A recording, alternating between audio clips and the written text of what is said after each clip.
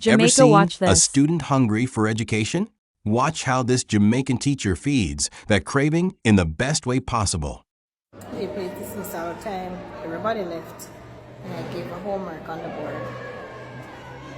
And he's here using his cell phone to ensure that he complete the work. He may have electricity at home, because you know that we're having an island-wide blackout, right? Well, not an island-wide, but you know the hurricane and everybody haven't got back restoration. But look at him. He's using the connectivity that is given by the government, and he's using the light because we have gotten light back at school, and it's dismissal. And if you look, I can show you on the outside. Students are going home. If you can see there, they are heading home, and he's here. You see, when you separate persons who hungry for education versus persons who are just coming because their parents are sending them. He's a prime example of somebody that is hungry for education, and no matter what, he's gonna get it.